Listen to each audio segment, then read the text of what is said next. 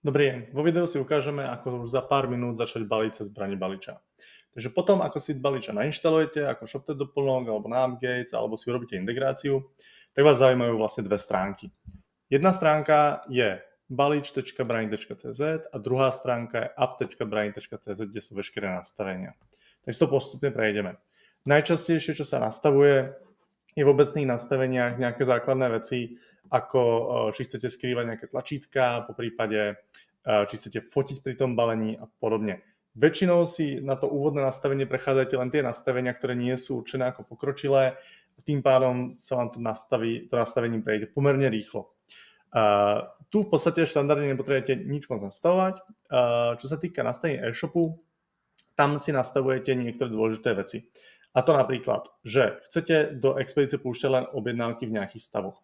Pozor, že tieto nastavenia e-shopu sú pre každý e-shop samostatne, takže ich máte viacero, musíte to pre každý nastaviť. Takže ja napríklad chcem riešiť len objednávky v stave expedície. Toto je nejaká bezpečnostná poistka, to znamená, že ak by sa náhodou do expedície dostala cez filtre objednávka, ktorá není v stave expedície, alebo počas expedície by sa tá objednávka vystornovala, tak náš systém vás môže zastaviť a zakázať vlastne dokončenie nalepenie štítkového poslania omylom. Takže doporučujem nastaviť, sú prípadne nejaké ďalšie nastavenia, ktoré si môžete prejsť. V pickingu nemusíte prepínať stav na ukončení pickingu a tu presne je napríklad nastavenie na to, že ak mám nedokončený picking, že ma na to má upozorniť, alebo či ma má upozorniť na to, že napríklad počas toho, ako pikujem tie produkty, tak tá objednávka sa napríklad vystornuje, ale spadne do iného stavu. Zároveň, či chcem mať možnosť pickingu, mať tlačítko, že ten produkt som nenašiel a hodí tú objednávku do nejakého chybového stavu. To je picking. A potom dôležitá je záložka balení a tam najdôležitejšie je, kam prepínať objednávky potom, ako objednávku zabalím, takže väčšinou sa tam dáva nejaký stav zabaleno. Taktiež môžeme upozorňovať na nedokončenú kompletáciu, že je nepovolený stav objednávky a tak podobne. Zároveň sú dve voliteľné tlačítka, nemusíte si na ne nastaviť nejakú akciu. To znamená napríklad, že chcete počas expedície mať možnosť zastaviť tú expedíciu, alebo je to zbožie napríklad poškodené a tú objednávku prepnúť do iného stavu. To sa nastavuje v tejto sekcii. To si uložíme. Ďalšie veľmi podstatné nastavenie je nastavenie filtrov. Filtre si nastavujete tu v sekcii filtrov, ja tu mám prednastavený filter expedície. Je veľmi časté si nastavať napríklad filter podľa špedičných firiem, takže napríklad si dám, že to má byť PPL, doprava PPL, vytvorím si nový filter a takto si môžem aj zoradiť prípadne. A to znamená, že na expedíciu mám 507 objednávok, PPL stojí 171 objednávok a môžem si takto pridávať ďalší filter. Ďalšie dôležité nastavenie sú pikovacie vozíky. Pokiaľ budete pikovať objednávky, tak si nastavujete nejaké východzie nastavenie toho, koľko objednávok na jeden vozík ide. V tomto prípade mám nastavené 4 a koľko vozíkov mám v sklade, takže mám napríklad 6 fyzických vozíkov alebo nejakých prepravných jednotiek. Toto nastavenie počet objednávok do jedného vozíku si môžete nastaviť aj pre každý vozík zvlášť. To znamená, že by si potenciálne mohli nastaviť, že vozík 4 má napríklad 8 objednávok kapacitu. To znamená, že ak začínam picking skenovaním vozíku, rovno mi označí 8 objednávok a nie výchozí 4. Taktiež je možné v nastavení filtru nastaviť, že napríklad PPL chcem pikovať po, napríklad 12 objednávkach. Je možné to nastaviť, ak chcete. Väčšinou veľkoobchody dávajú po jednej objednávke a napríklad zásilkovnú dávajú po 12 objednávkach a podobne a k tomu sú prispôsobené vozíky. Ďalšia vec, čo sa tu nastavuje, sú multi-e-shopy. Pokiaľ máte viac ako jeden e-shop, tak si môžete pridať multi-e-shop, nazvať ho napríklad multi-e-shop, pridať a do neho pridávate jednotlivé e-shopy. Môže ich tam byť koľko chcete.